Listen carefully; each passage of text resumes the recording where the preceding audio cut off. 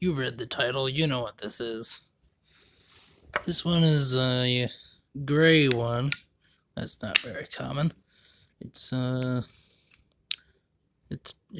metal is colored like black.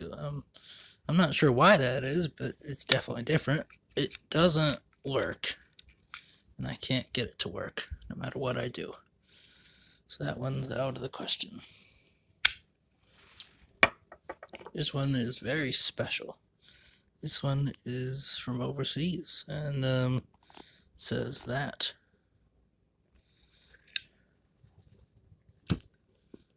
Sure does work.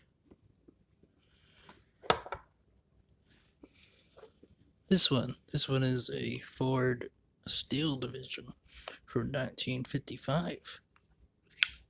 Does it work? Yes.